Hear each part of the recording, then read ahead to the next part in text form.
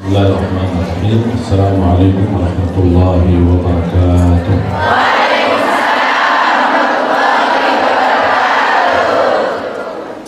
Alhamdulillah, alhamdulillah, alhamdulillah. Allahumma salli ala Sayyidina Muhammad wa ala ali Sayyidina Muhammad.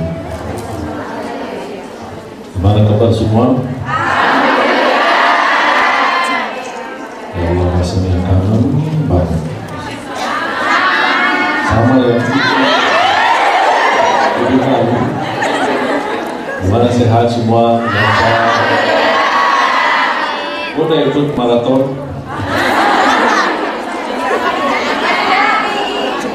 Bisa jalan.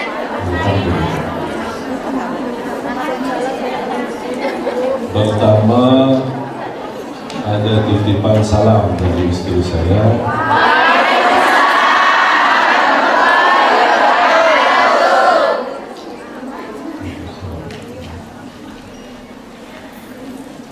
Dan dari anak saya yang masih lucu-lucu banget. Baru 4 bulan dan beberapa hari. Mudah-mudahan insya Allah menjadi anak yang saleh.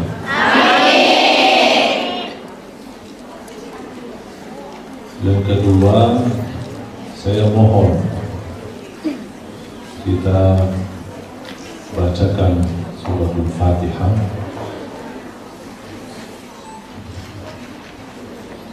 untuk para ulama kami di Indonesia, para habaib, dan khususnya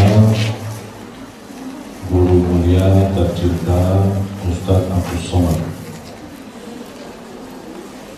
Melalui bacaan Al-Fatihah kita doakan mereka, ulama-ulama yang berjuang tapi tidak terlepas dari ujian, kadang difitnah, kadang dibermacam-macam, diberburuk sangka. Makanya kita doakan kalau Ustaz Abdul Somad terhalang bisa ke Hongkong, insya Allah dengan bacaan Al-Fatihah kita, insya Allah diberikan oleh Allah kemudahan bisa ke Hongkong dan juga bisa berdakwah terus, dapat ridha Allah Subhanahu wa Ta'ala. Amin. Al-Fatihah.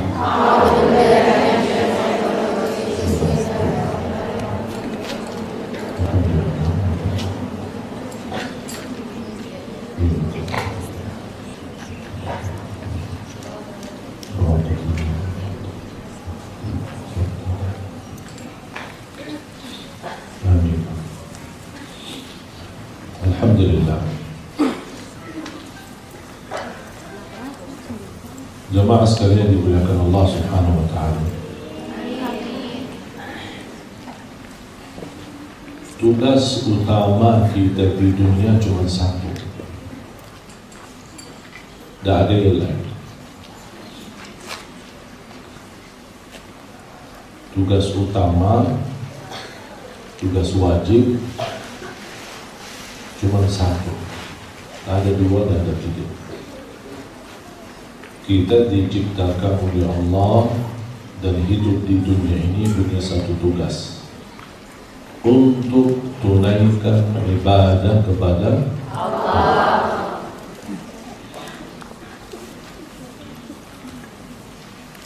Yang melanggar dan tidak memperhatikan tugas utamanya pasti akan mendapatkan banyak persoalan dan permasalahan dalam hatinya, dalam jiwanya, dalam pemikirannya, dan dalam kehidupannya.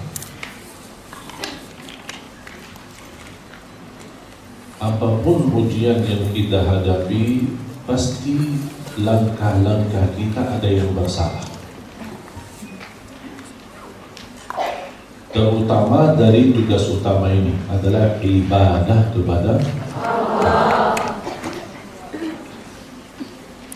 Itu alasan Allah menciptakan manusia, bukan untuk berdosa, bukan untuk bermaksiat, bukan untuk mencari nafkah, bukan untuk mencari rezeki, bukan untuk mengurusi keluarga, itu hanya sampingan, bukan utama, bukan urusan yang terutama, bukan tugas yang paling mulia adalah ibadah. Makanya ketika kita menjalani tugas utama dengan sebaik-baiknya, apapun yang kita jalani sampingan, cari nafkah, cari rezeki, semua bakal lancar. Tidak akan mungkin ada masalah. Tapi karena tugas utama ini menuju ibadah, ridha Allah, tunaikan kewajiban, bermasalah, pasti sampingan-sampingan yang dalam kehidupan kita pasti akan menghadapi masalah. Istilahnya, kalau kita tidak mampu komitmen menjaga, misal salah satu ibadah, komitmen menjaga salat, jangan harap Allah bantu kita melancarkan rezeki. Kita punya kelemahan dalam menjalani tugas utama adalah ibadah. Banyak kelemahan kita. Bahkan ada orang yang selalu berkata, kan cari rezeki ibadah, cari nafkah ibadah. Saya tidak berkata cari nafkah tidak ibadah, bahkan tidak boleh. Yang saya maksud, kalau kita tergeser dari jalan yang utama, hal yang terpenting dalam kehidupan adalah ibadah. Dan harus kita fahami, ibadah utama sama ibadah sampingan. Ibadah utama adalah tunaikan kewajiban kita terhadap Allah Subhanahu wa Ta'ala. Kalau ini bisa beres, kewajiban kita terhadap orang tua, kewajiban kita sebagai istri terhadap suami, atau sebagai ibu terhadap anak, atau apapun kebutuhan kita di dunia, pasti dijamin, dibantu oleh Allah Subhanahu wa Ta'ala. Buat apa Allah susahin kita kalau kita tidak sendiri melanggar aturan terutama ibadah kepada Allah Subhanahu wa Ta'ala? Subhanallah, justru tanda sayangnya Allah sama kita, orang yang jauh dari jalan utama atau alasan kita diciptakan, dia lupa atau dia membuat kesibukan yang lain, Allah berikan ujian. Menurut saya, ujian itu adalah tanda sayangnya Allah sama kita. Mengapa? Kalau Allah tidak sayang sama kita, sedangkan kita sudah bersalah dan tergeser dari jalur yang benar, kalau Allah tidak sayang, Allah biarkan. Allah biarkan jalannya, cari nafkah berjalan, cari usaha lancar, semua ini. Mengapa? Supaya tetap terus lupa sama Allah. Dia lupa sampai di akhir hayatnya, na'udzubillah, meninggal su'ul khatim, na'udzubillah. Beda sama orang, setiap langkah usaha dunia, setiap langkah rumah tangga, setiap langkah urusan anak, ada saja ujian. Karena dia sebelum ujian tersebut ada kesalahan-kesalahan dalam tunaikan ibadahnya kepada Allah. Makanya Allah sayang sama dia. Oh, ini hambaku belum tahu, ini hambaku lupa diri, ini hambaku belum sadar. Makanya diberikan ujian supaya kita kembali. Walaupun ada saat diuji, ada orang berupaya cari dana sini, cari uang sana, pinjam sini, tetap tidak ada jalan. Ujung-ujungnya kemana? Kembali kepada Allah.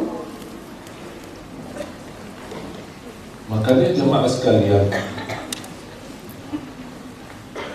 banyak masalah dalam kehidupan kita kembali perkataan pertama, kita lalai dari tugas utama, ibadah kepada Allah. Kalau bukan untuk ibadah, buat apa Allah ciptakan kita? Buat apa? Sama seorang yang masuk kepada satu tempat bekerja.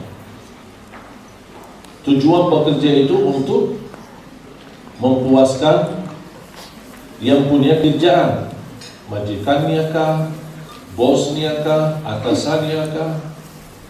Kira-kira kalau tergeser dari atau dia lupa tugas utama, menenangkan hati majikannya, menenangkan hati atasannya, menenangkan hati bosnya, kira-kira lancar tak? Pasti bermasalah. Kira-kira bos ini mau bertahan tak dia? Buat apa setiap hari bikin kamu masalah sama saya? Udahlah, pulang, dipecat. Karena kita mengabaikan tugas utama untuk menenangkan hati si bos itu. Makanya ketika kita mengabaikan tugas utama sama Allah, alhamdulillah Allah masih mau ingat kita, Allah masih mau memuliakan kita melalui ujian, supaya kita tetap kembali. Istilahnya, kalau tidak mau kembali dalam keadaan senang, akan terpaksa kembali kepada Allah. Kira-kira perasaannya gimana?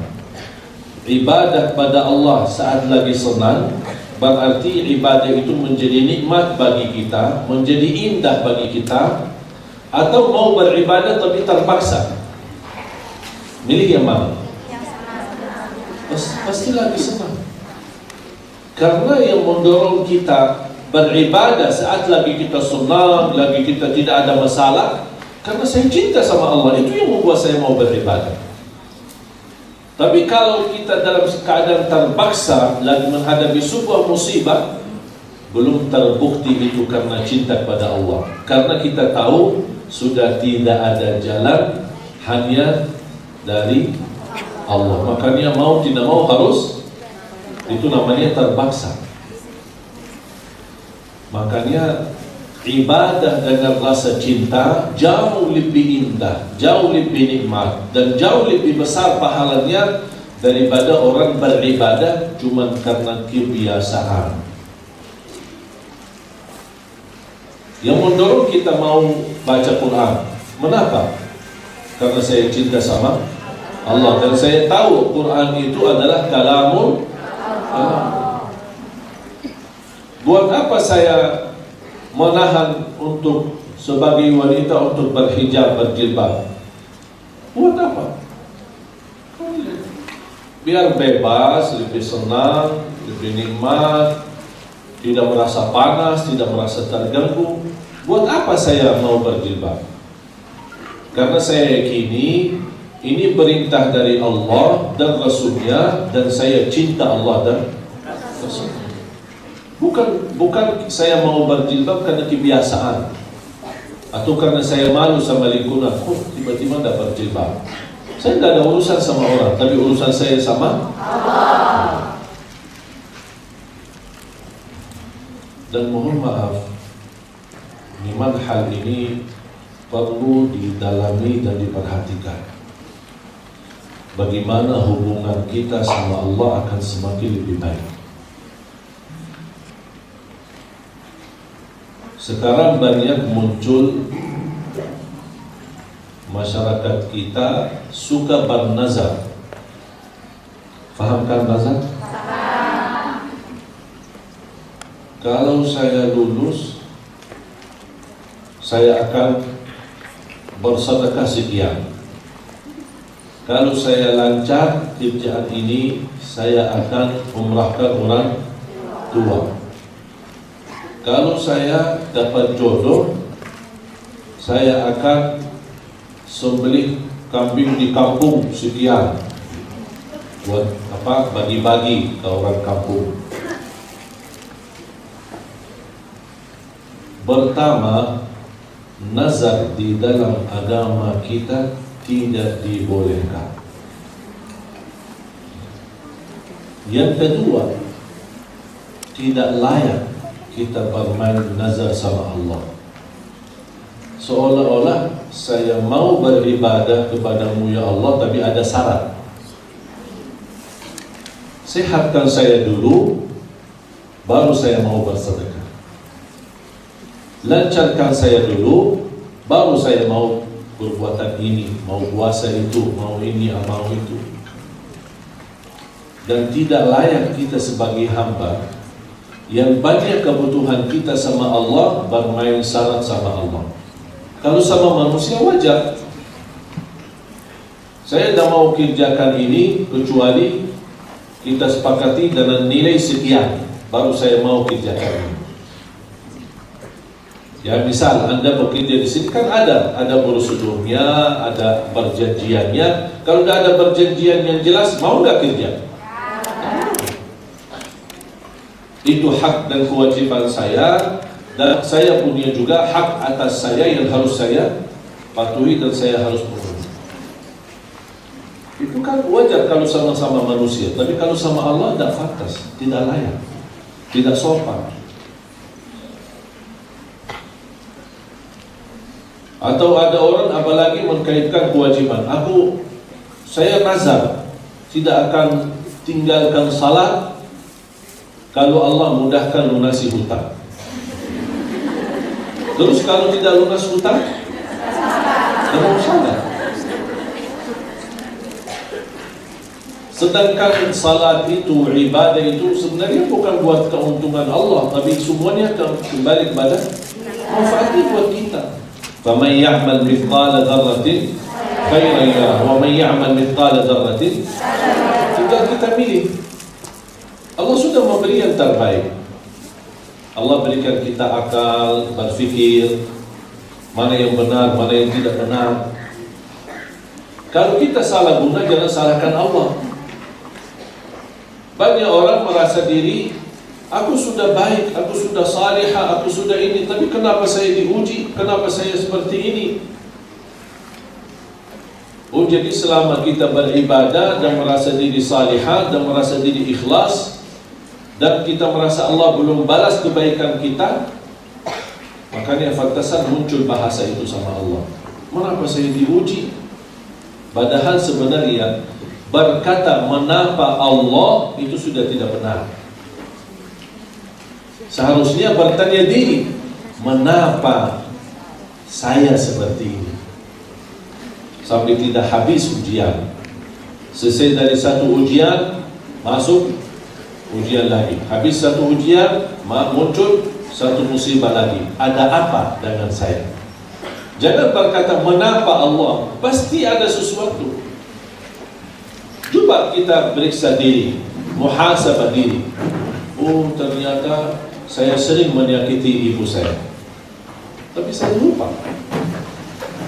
Apalagi di usia muda kita masih membandingkan hawa nafsu kita daripada memperhatikan orang tua. Ada saja kita manusia.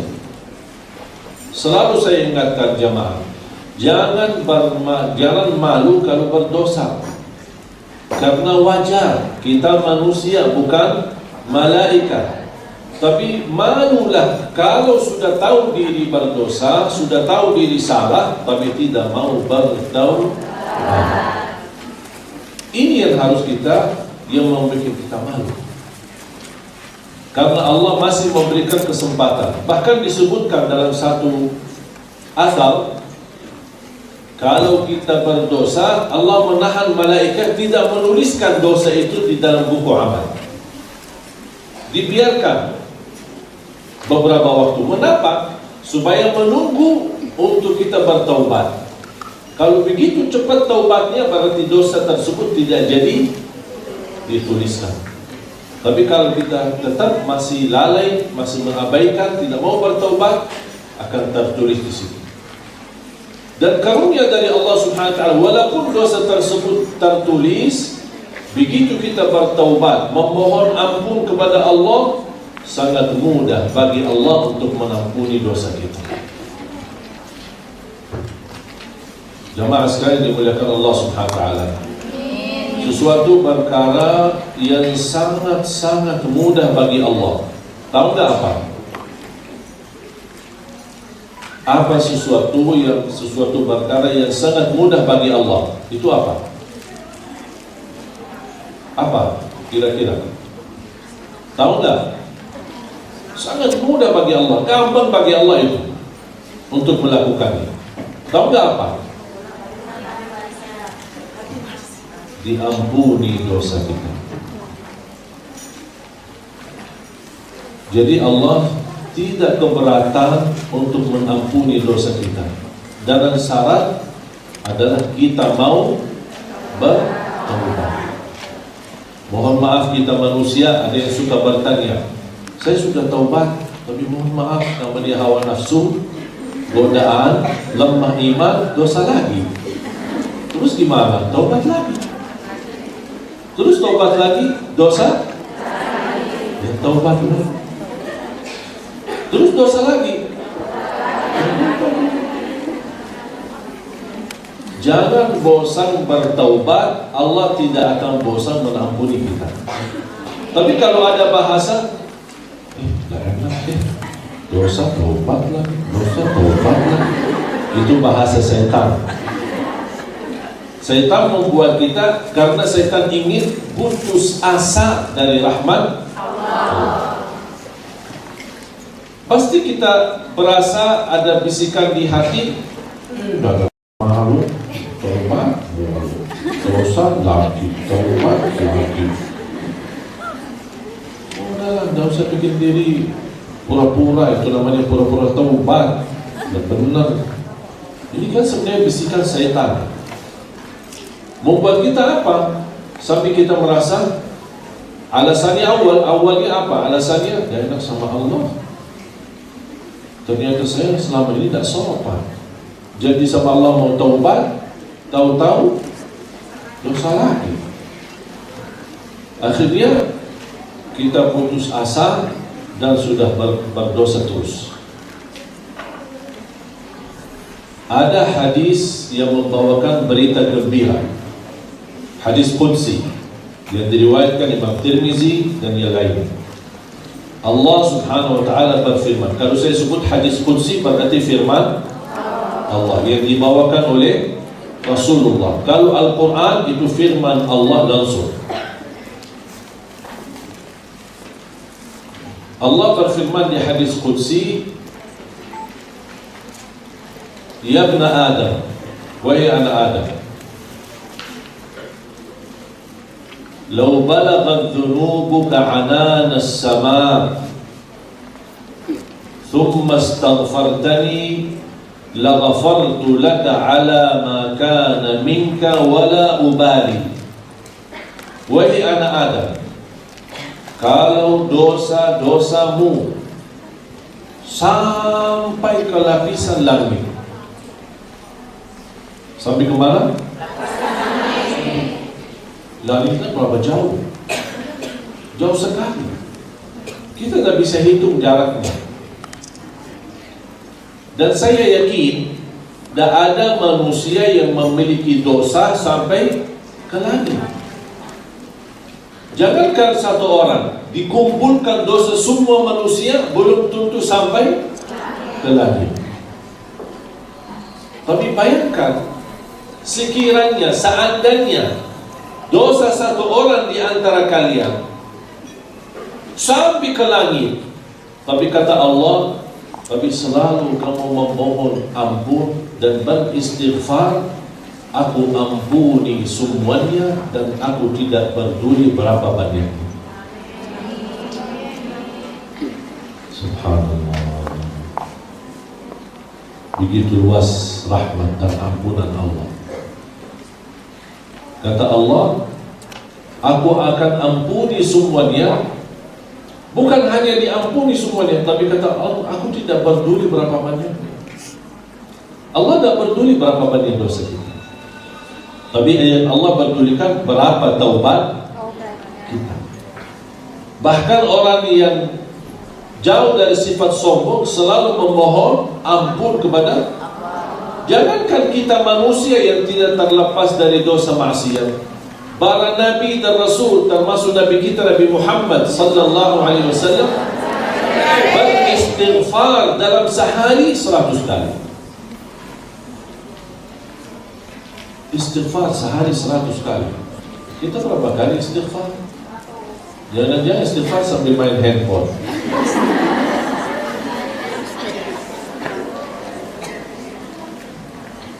Ada satu orang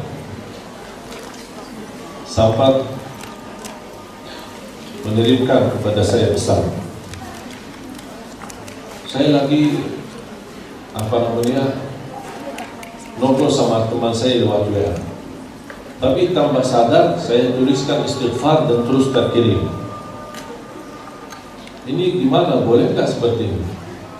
Kenapa kamu kirimkan istighfar padahal lagi ngobrol biasa? Kebetulan pas saya lagi ngobrol, lagi beristighfar. Tambah sadar, malah yang terkirim istighfar. Oh, berarti namanya istighfar sambil main handphone. Apalagi main game sambil istighfar. Makanya jangan heran kalau muncul pertanyaan yang aneh-aneh. Boleh nggak saya bertasbih sambil nonton TV? Nonton sinetron terus tasbih. Pas lihat yang cantik, subhanallah, dosa, astagfirullah, musibah, la haula wala quwwata. Apaan tasbih? Makanya saya yakin Anda semua pasti suka beribadah. Tak ada yang tidak, orang muslim tidak suka beribadah. Dan kita akui ada kelemahan, ada kekurangan, ada kesalahan. Tapi pertanyaan saya, sejauh mana habis waktu ya?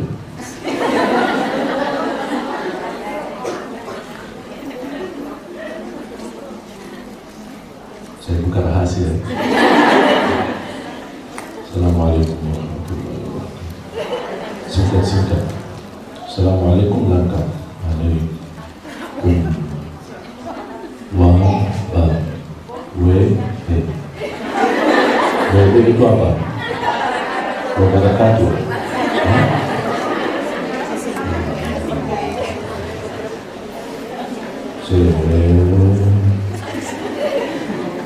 Sebelumnya Nabi melihat apa tulisan dokter ini?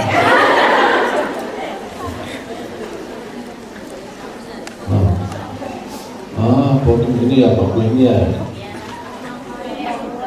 Oh, udah 10 menit ya. Ini 10 atau 15? Soalnya bahasa Arab 15.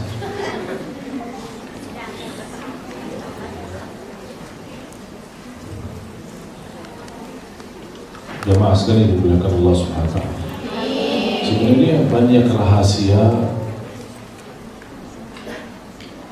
untuk segala sesuatu yang kita inginkan. Mau dia jodoh, mau dia keluarga, kebahagiaan, keturunan, rezeki. Ini kuncinya cuma satu. Perbaikilah hubunganmu sama Allah. Jadikan targetmu nilai Allah, bukan nilai manusia. Jangan mencari kesenangan orang, tapi carilah kesenangan Allah. Allah senang, alhamdulillah. Allah suka, alhamdulillah. Allah ridha, alhamdulillah. Tidak usah melihat orang lain. Ada orang banyak yang suka berburuk sangka. Misal, ada di antara jamaah yang misal suka beribadah, misal, atau dia suka menjaga jilbabnya baik-baik, sopan, perkataannya, akhlaknya mulia. Pasti orang lain mengira apa? Pasti muncul sifat buruk sangka. Baru berapa kali majlis taklim, kayak ustaz aja. Kalau sampai dengar di bisikan telinga kita, abaikan saja. Tidak usah direspon, tidak usah merasa sakit hati. Aku cuma niat baik kok. Aku cuma ingin Allah itu. Kenapa orang-orang fitnah saya? Mengapa orang menilai saya punya maksud lain atau punya tujuan yang lain? Tidak usah difikirkan. Bisikan manusia, dengar dan buang. Jangan dibawa dalam hati. Mengapa? Karena semua yang kita kerjakan benar-benar lillahi. Apa kata manusia? Saya tidak peduli. Yeah.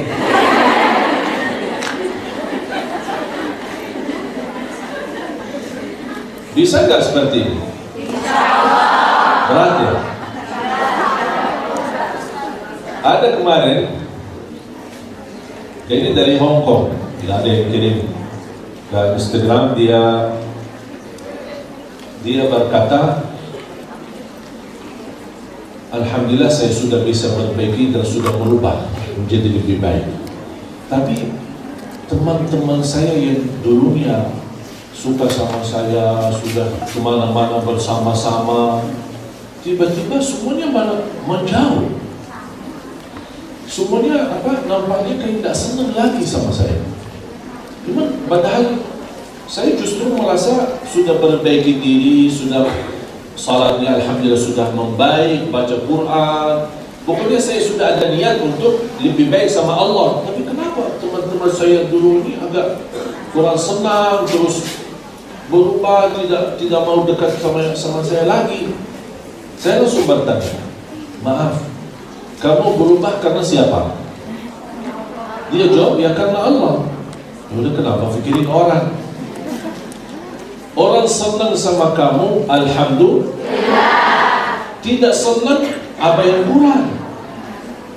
Kalau orang tidak senang sama kita yang stres, pusing, sakit, matanya hilang, tidak kan? Biarin. Yang mau senang, alhamdulillah. Tidak mau senang, alhamdulillah. Cukup alhamdulillah Allah senang, malaikat senang. Saya bisa disebutkan nama kita di bumi dan disebutkan nama kita di langit. Asal kita punya sikap bersama semua orang baik. Itu sikap saya. Sikap saya, mau orang baik sama saya, tidak mau baik sama saya, tapi prinsip saya tetap baik sama semua orang. Tanpa mempandangi agamanya, mempandangi siapa dia, mau dari mana, saya tidak mau tahu. Karena saya belajar, jadilah orang mulia terhadap semua orang. Itu saja. Dibalas kebaikan yang sama, alhamdulillah. Tidak dibalas pun, alhamdulillah. Kenapa kita yang pusing?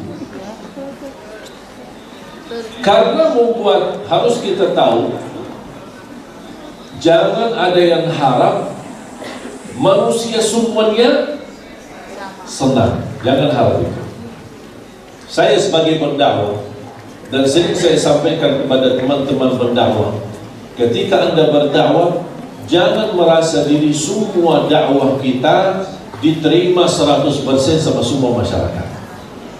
Kalau Anda berharap seperti ini, mohon maaf, berarti kamu ingin melebihi para Nabi dan Rasul.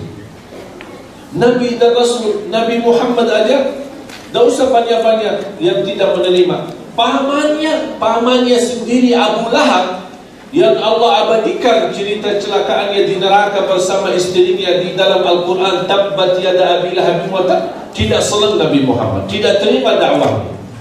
Ini pamannya. Berarti harus kita belajar melapangkan dada kita. Saya berusaha memberi yang terbaik, tapi saya tidak harap dari manusia apa-apa. Dibalas baik, sama-sama baik, alhamdulillah. Tidak dibalas, Allah tidak akan sia-siakan kebaikan kita. Makanya jemaah sekalian, kalau ada yang senang sama kita, ada juga yang tidak senang, berarti bersyukurlah. Kenapa? Karena itu standar. Jangan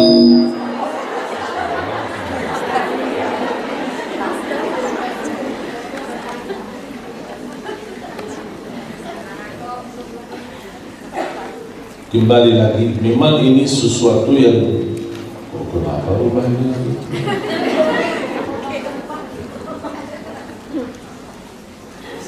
Menurut saya ini sesuatu yang cukup berat. Mungkin mudah diucapkan, tapi kalau dilakukan berat. Karena kita sebagai manusia, kalau tiba-tiba ada teman yang selama ini kita anggap teman sejati, tiba-tiba putus hubungan, tersinggung gak? Pasti muncul banyak tanda tanya. Ada apa ya? Salah saya apa sama dia? Kok sekarang dia udah mau balas WA saya, udah mau terima telepon saya, Saya datang pun dia pura-pura tidak ada di rumah, padahal dia ada di dalam rumah. Kalau sudah kita berpikir terlalu banyak, kita yang pusing. Kita yang, kalau dia putusi hubungan sama saya dan saya yakin tidak bersalah, kenapa pusing? Kenapa pusing? Kalau saya tahu diri salah, memang kewajiban saya minta maaf. Tapi saya tahu saya tidak pernah salah. Udah, buat apa pusing? Kalau hilang satu, insya Allah Allah ganti lebih baik 1000. Dan mohon maaf, buat apa kok senang-senang berbanyak teman? Saya justru sekarang terlalu banyak yang ngobrol teman atau berdekat ini justru semakin pusing. Mengapa? Karena saya punya kewajiban memenuhi semua hajat teman-teman saya. Orang tanya saya jawab, kalau tidak dijawab, Ustaz sombong. Kalau terlalu banyak berteman, justru punya tugas yang berat. Menenangkan hati semuanya, berusaha mendekati semuanya, berusaha memberi hak semuanya, berusaha melayani semuanya. Kalau ada di antara mereka merasa, kok saya tidak dilayani, pusing kita. Tidak usah banyak teman, sedikit-sedikit aja. Asal yang penting kita selalu mencari teman yang sejati, yang mengingatkan kita kepada Allah. Inilah teman yang bermanfaat, berguna buat dunia dan akhirat. Kalau teman-teman hanya kesenangan sementara, nikmati sementara. Habis selesai menikmati sementara, udah lupakan aja. Tidak usah terlalu pusing mengambil hati. Ada satu orang berkata, tolong kasih nasihat singkat mengenai dunia. Saya menjawab, jadikan duniamu di tanganmu, bukan di hatimu. Sudah selesai. Bisa nggak paham itu? Jadikan duniamu di tanganmu, bukan di hatimu. Maksudnya apa kalau di tangan kita dunia ini? Kapan saja mau lepas saya. Tapi kalau di hati, aduh, apapun terjadi di dunia kita,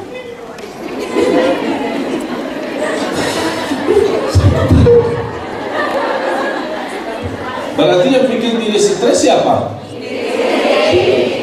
Karena kita terlalu menghargai dunia sampai masuk ke hati, apapun yang terjadi di dunia membuat sakit hati.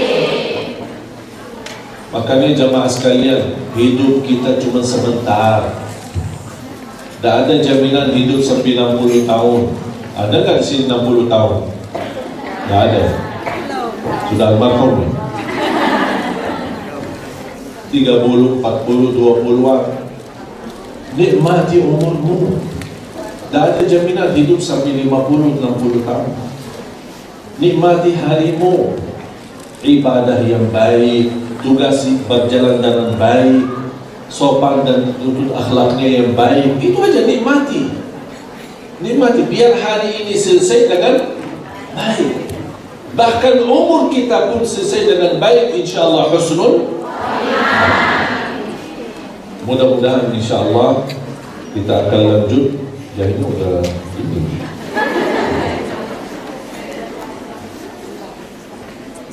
Kita akan lanjut lagi sama permintaan panitia 10 menit. Nampaknya tadi 11 menit ya. Gak apa-apa, sabar ya. Nah, namanya panitia kita turutilah, karena mereka juga kerja keras, capek, dan dari kemarin kasihan panitia sambil dagang ini gimana sih, dilancar nggak ini, masukkan ini, ditolak nggak ini, ditahan nggak ini. Tapi alhamdulillah saya santai-santai aja, terus masuk pakai kacamata hitam gaya-gaya, dan alhamdulillah sampai ke bandara pun santai aja jalan, dan semuanya atas izin Allah dilancar masuk, alhamdulillah. Ditolak pulang, stres lah. Tapi alhamdulillah berjalan lancar, bisa sampai di sini, dan rasa kangen banget. Memang sudah cukup lama tidak bertemu. Rasanya kalau bisa setiap bulan saya bisa datang. Terlalu banyak tugas, banyak permintaan. Tapi mudah-mudahan Allah izinkan, insya Allah kira-kira minggu yang akan datang kita lagi atur jadwal bisa belajar live. Bisa belajar live melalui Instagram, Facebook. Insya Allah kita akan masuk dalam membahas buku. Jadi kita bisa ikut buku, belajar buku dari awal sampai tamat. Insya Allah akan kita mulai dari buku saya 20 amalan yang ringan tapi pahalanya sangat menakjubkan, sangat dahsyat. Insya Allah saya akan mulai membahas buku ini untuk beberapa pekan sampai kita selesaikan. Nanti di akhir kalau sudah selesai, nanti ada lomba-lomba musabaqah mengenai bahasan buku ini selama ikut belajar live. Nanti insya Allah setiap orang yang bisa mengisi dan bisa menjawab dengan lancar, dengan baik, insya Allah akan mendapatkan hadiah umrah. Jadi semangat untuk belajar, semangat insya Allah, karena untuk mempelajari menurut saya luar biasa semangat Anda untuk belajar. Tapi saya ingin kita bisa belajar lebih serius, bukan hanya sebatas pertemuan seperti ini. Memang karena terbatas, tapi insya Allah kita bisa belajar satu buku dan sekaligus kita dapat ijazahnya, supaya nanti insya Allah belajaran buku ini bisa bermanfaat, bukan buat kita saja, tapi kita bisa sampaikan kepada anak kita, tetangga kita, sahabat-sahabat kita. Kalau sudah tamat buku ini, baru kita akan masuk kepada kisah-kisah para sahabat Nabi, mulai dari istri-istri Nabi, kemudian siapa aja istri Nabi, anak dan keturunan mereka, bagaimana kehidupan mereka satu-satu. Nanti akan masuk kepada para sahabat, Sayyidina Abu Bakar, Sayyidina Umar, Sayyidina Uthman, Sayyidina Ali, dan semua para sahabat. Nanti insya Allah akan terkumpul dari si kita belajar live itu. Insya Allah akan kita bisa mendapatkan juga ikut musabaqah, lomba-lomba yang lulus menjawab pertanyaan-pertanyaannya sesuai dengan benar, insya Allah akan mendapatkan hadiah umrah insya Allah. Ini hanya salah satu usaha ikhtiar kami untuk membawa jamaah ke tanah suci, dan mudah-mudahan yang Allah Subhanahu wa taala izinkan semua yang hadir insya Allah berkah rezeki, panjang umur, sehat walafiat, insya Allah bisa ke tanah suci haji dan amin ya rabbal alamin. Insya Allah pertemuan selanjutnya habis ini.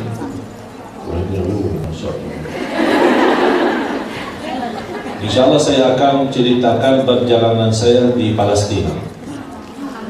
Saya beberapa waktu lalu, alhamdulillah sudah ke Palestina. Insya Allah habis kita istirahat sebentar, nanti kita akan lanjut perjalanan saya di Palestina. Bagaimana pesan-pesan yang saya dapat dari warga Palestina, anak yatim, para imam, masyarakat di sana, dia luar biasa. Saya merasa satu hal, bangga sekali, karena alhamdulillah saya dianugerahkan warga negara Indonesia.